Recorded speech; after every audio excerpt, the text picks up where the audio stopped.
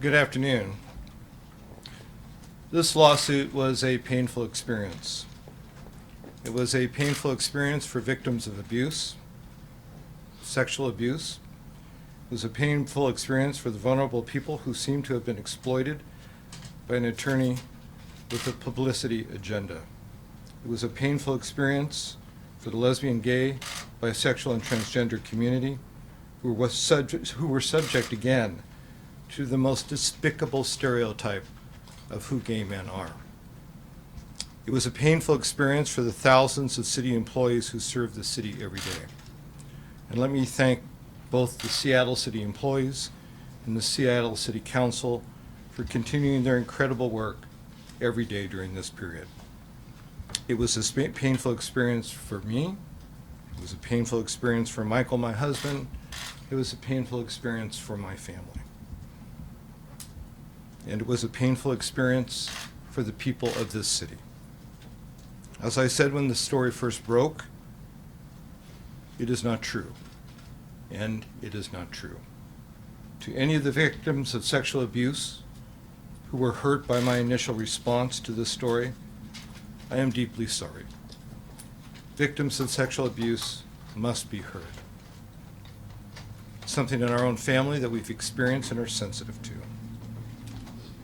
But just as I must be held to the highest standards, it is equally important that the media and lawyers be held to the highest standards of their respective professions. The lawyer who today dropped his case against me after achieving a political goal has already been sanctioned twice in the short life of this case. And as I continue to look at this case, we will continue to explore our own legal options in the upcoming months.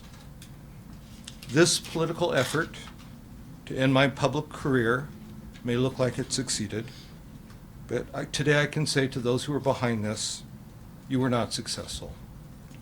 I will continue to be mayor of this city. I will continue to lead the progressive agenda of equity and prosperity and social justice that we've made the heart of it. We will continue to pursue our lawsuit against the Trump administration to uphold the constitutional rights of immigrants. We will do everything in our power to fight for the rights of transgender community who is under attack in this state. We will implement our housing affordability plan for low-income housing for people who are working in the middle class so that there are no longer the huge economic gaps that exist or gated communities. Upholding our housing plan is key. Any attempt to get rid of the 20,000 new affordable homes for 20,000 families is the equivalent of the Republicans trying to do away with Obamacare.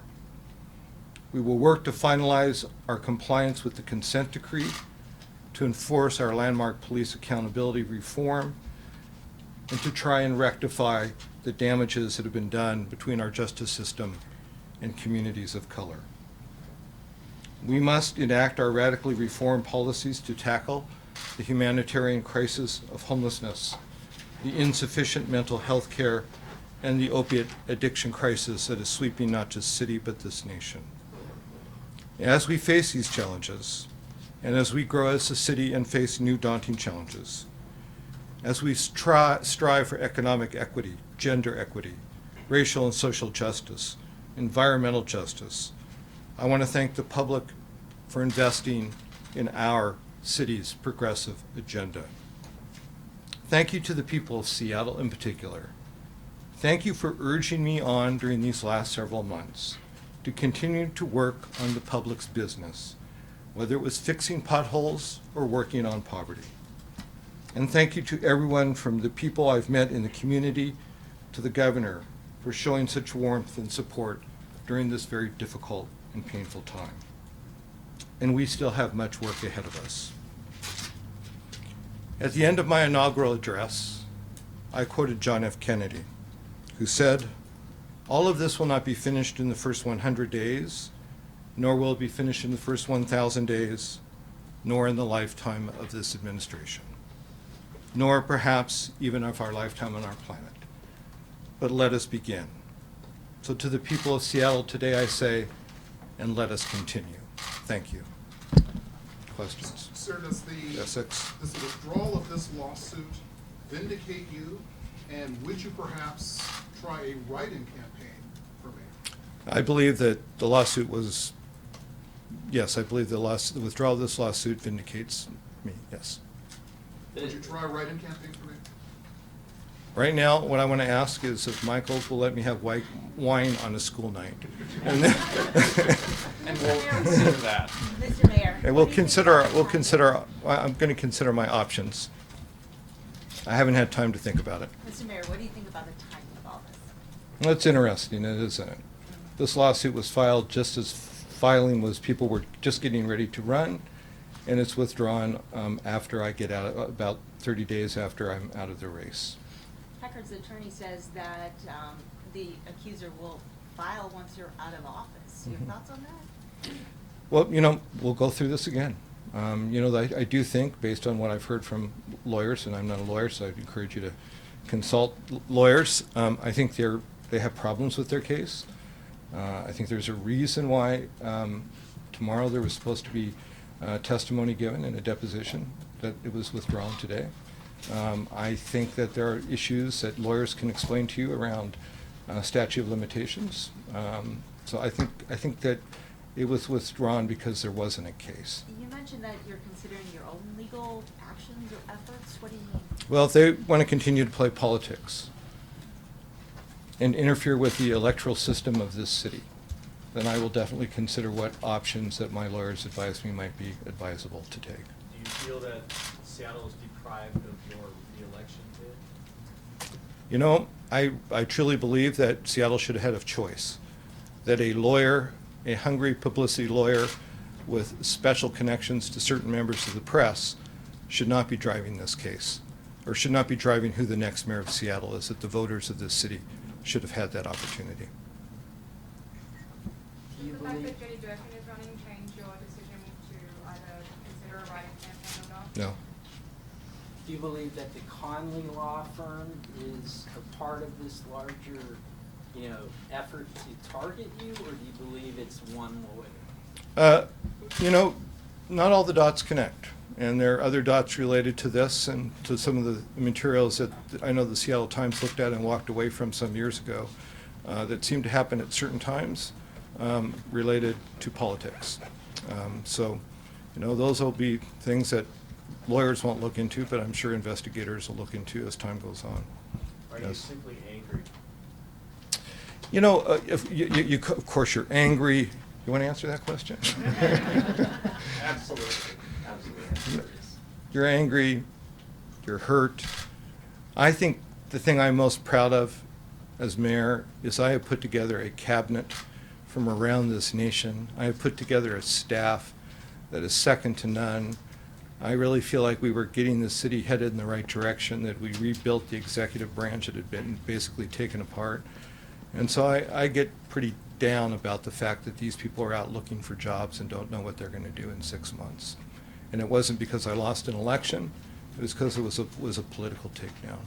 I have a lot of emotions. I'm Irish. One more. The headlines tomorrow are going to be the mayor isn't ruling out a write-in campaign. When do you think you will have made that decision, whether you will or you won't? I have no idea. I mean, literally a few hours ago, wasn't even on the table. So I have no idea. Essex? I just wanted to follow up on this, the other issue of today, which is the income tax. This is why I called you together. So. There's that hearing tonight.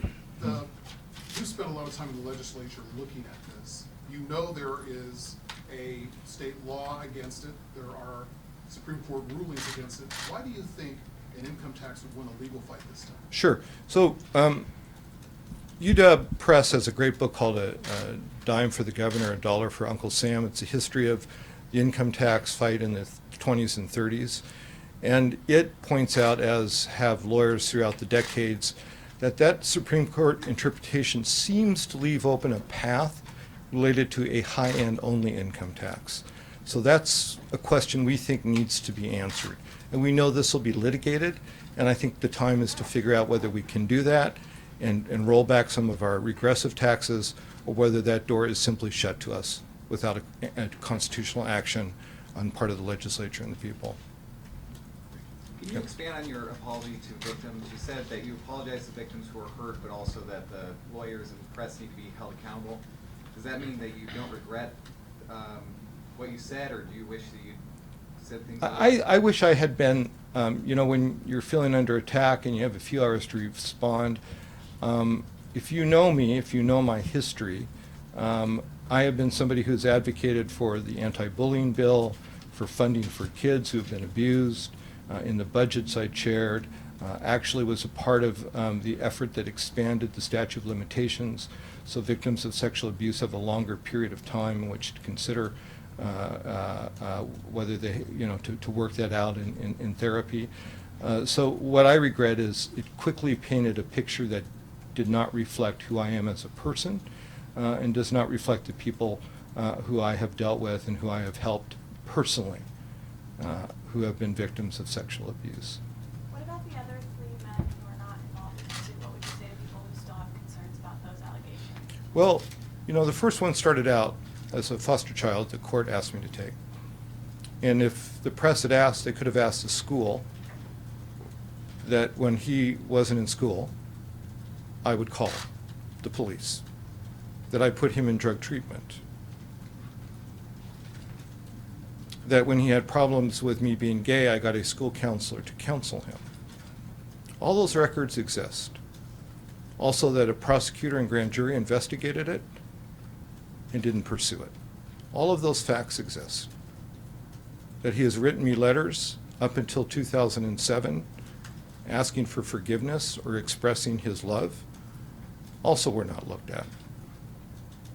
And I guess I would also say to the public, and it's pretty easy to figure out, I was out in 1980.